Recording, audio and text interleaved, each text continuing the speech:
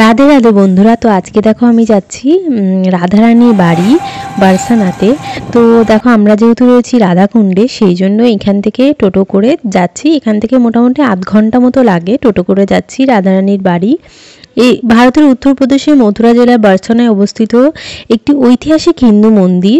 এই মন্দিরটি দেবী রাধাকে উৎসর্গ করা হয়েছে।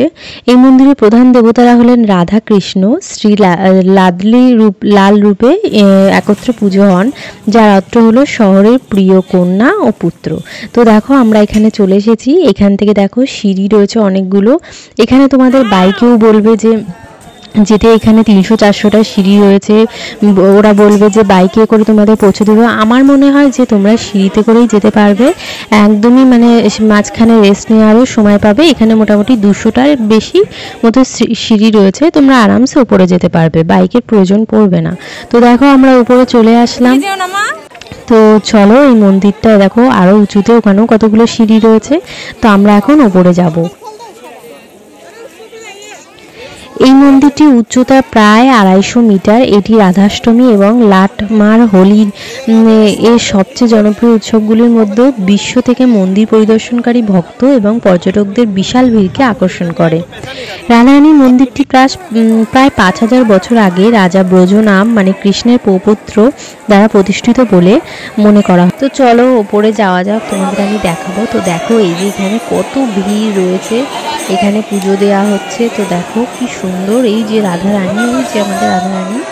তো দেখো কত সুন্দর লাগছে। এই মন্দিরটি দেখতে একটি মহৎ প্রাসাদের মতো, যা লাল বেল পাথর দিয়ে তৈরি। এর অভ্যন্তরীণ দেয়াল ও ছাদের জটিল হাতের খোদায় সুন্দর খিলান গম্বুজ চমৎকার চিত্রকর্ম দ্বারা সজ্জিত। মন্দির নির্মাণে লাল ও সাদা পাথরই ব্যবহার করা হয়েছে, তোমরা দেখতে পাচ্ছ, যা রাধা ও কৃষ্ণের প্রেমের প্রতীক হিসেবে বিবেচিত হয়।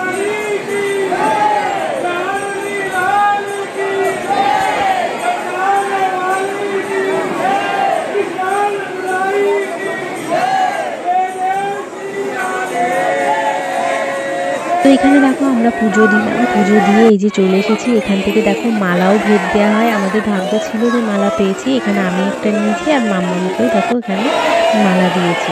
তো দেখো একে কত সুন্দর লাগছে। তো আমরা দুজনেই মালা পরেছিলাম। তো এখানে পুজো দিয়ে প্রসাদ নিয়ে আমরা এখানে কিছুক্ষণ ছিলাম, কারণ এই জায়গাটা এত সুন্দর লাগছিল। এখানে কিভাবেই দেখতে দেখতে 2-3 ঘন্টা আমরা এখানেই সময় কাটিয়ে ফেলেছি, আমরা অন্য মন্দিরে যেতে পারিনি। তো এখানে দেখো কিছুক্ষণ সময় কাটছিলাম। আর এই দেখো বাইরের থেকে উপর থেকে দেখাচ্ছি কত সুন্দর লাগছে। উপরে দেখো ঘর বাড়িগুলো একদম ছোট ছোট লাগছে। তো এখানে দেখো সবাই রয়েছে, কত সুন্দর আনন্দ করছে, কেউ নাচ করছে, খুবই সুন্দর লাগছিল দেখতে।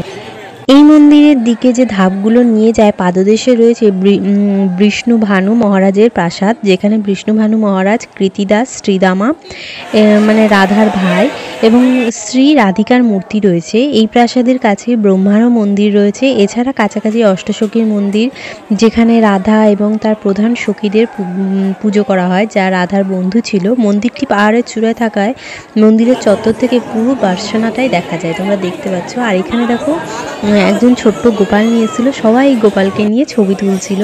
তারপর এখান থেকে আমরা একটুখানি ছোলা খেলাম। তারপর এখানে রাধারানী মন্দিরে এখানে আমি একটু মেহেন্দি পরলাম। তো দেখো মেহেন্দিগুলো কালারগুলো কত সুন্দর লাগছে। তারপর এখানকার স্পেশাল লস্যি খেলাম। লস্যিটা সত্যিই খেতে অসাধারণ ছিল, মোটা সর আলা। তো খেতে কিন্তু অসাধারণ ছিল। তো এখানে আমরা খাচ্ছিলাম। তো এখানে লস্যির দাম ছিল এক একটা গ্লাস 50 টাকা করে। তো ইনি এখন বানাচ্ছেন, তো দেখতে পাচ্ছ। তো এই দেখো লস্যিটা কত সুন্দর লাগছে দেখতে, খেতেও কিন্তু সেরকম সুন্দর ছিল। তো আমরা এখানে বসে বসে একটু খাচ্ছিলাম। তো একজন দেখো কি সুন্দর বাঁশি বাজাচ্ছে, তোমাদের শোনায়। তারপর আমরা দেখো মন্দির থেকে বেরিয়ে আসলাম। আর এখানে কত সুন্দর সুন্দর মূর্তি ছিল, খুবই সুন্দর লাগছিল। তোমাদের আমার এই ভিডিওটা কেমন লাগলো অবশ্যই কমেন্ট করে জানিও। টাটা বন্ধুরা, রাধে রাধে।